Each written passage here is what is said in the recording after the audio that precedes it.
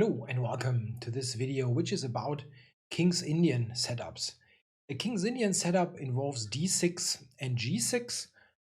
Most of the time black also plays knight f6, but they sometimes delay this move. The defining moves here are those two for this chapter.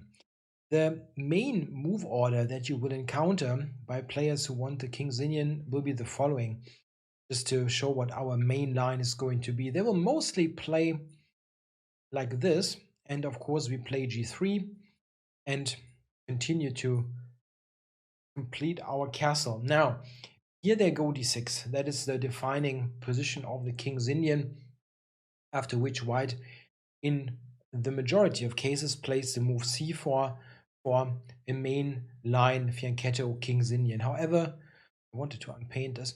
However, I'm not recommending this approach, but rather the move b3 for a double fianchetto. This system has served me well over the years and many friends and teammates of mine, and I'm very happy to recommend it to you because I believe that it will score very heavily, just as it always has for me and my friends. So this is something that I'm really happy to recommend. Now, I want to explain one particular thing about the King's Indian. Many King's Indian players, when they choose this opening, they have scenarios in mind like the following. I'm just going to put you those moves. This is the so-called classical King's Indian, and what they often are after is something like this, where you have a typical situation of kingside attack with h5, g4, you can bring the rook over and so on, and white is going to play on the queen side. So it's a kind of who comes first wins scenario where black is hacking away at the king.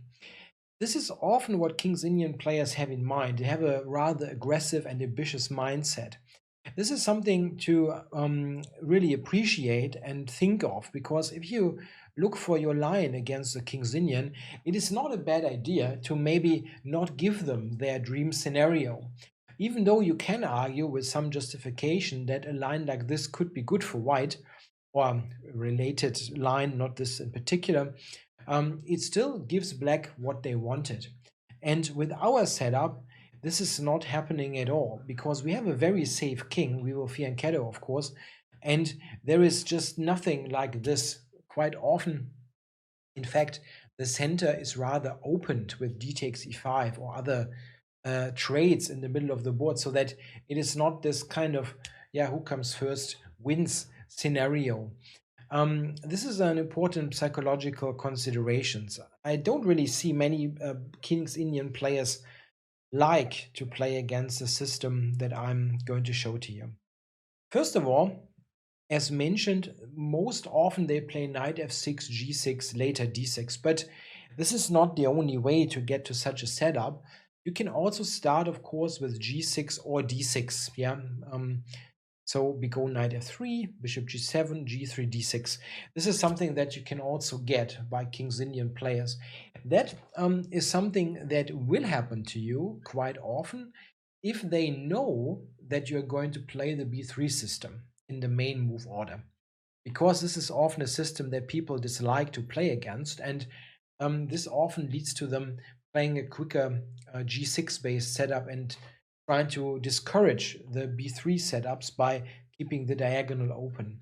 So here we are going to play bishop to g2, and now of course knight f6 would transpose into a main line position. If they want to avoid that, they usually play the move knight d7 and then e5, or e5 immediately. Let's have a quick look there. If they play e5 immediately, and there are players who play those moves basically no matter what white has done, then we happily go into this scenario.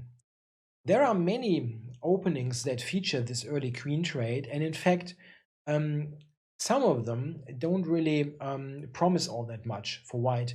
This is not one of those. Yeah, I think white is quite nicely better. An important thing to consider here is the next move. We should play knight to c3. It is not advisable play a pawn to c4, as you often see in d4 openings that a pawn is on c4. It is almost a general rule that after a trade here on the d file, you should not actually put a pawn onto c4, because quite often this will be a much better place for a piece. A knight, for example, would be great. We will see more of that later. Now, after knight c3, black usually plays something like c6. We castle and they play f6. This is very common.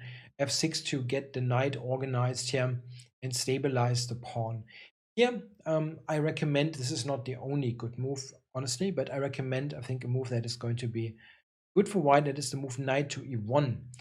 I like this idea. We get f4 in and often knight to d3, so that black has a hard time to keep the pawn on e5. He will most likely take, and this was going to be to our advantage. Note that there can still be attacking ideas, even though the queens are traded. If you look at the king, it can be rather vulnerable.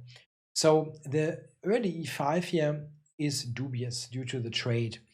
Mostly, if it has come to this position and they don't want to transpose it to a regular King's Indian, they will play knight to d7.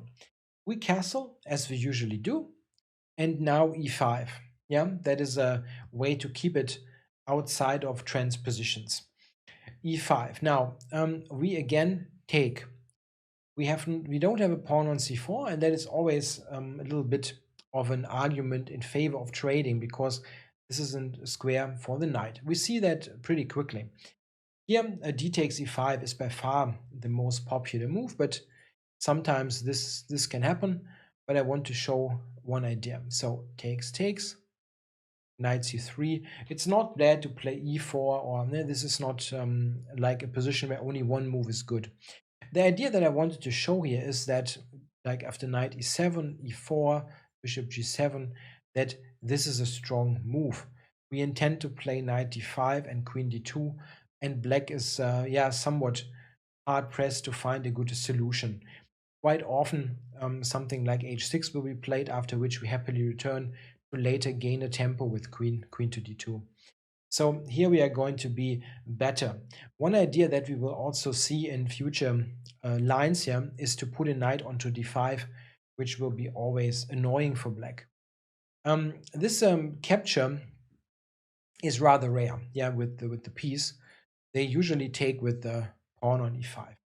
And again, don't play c4, but rather develop the knight. Now black has tried a knight to f6 and knight to e7. We should have a look at both. Let's say knight to e7 first. Here, white has more than one good move, but there is one that is particularly strong, and I was quite impressed by this. That is the move queen to d3.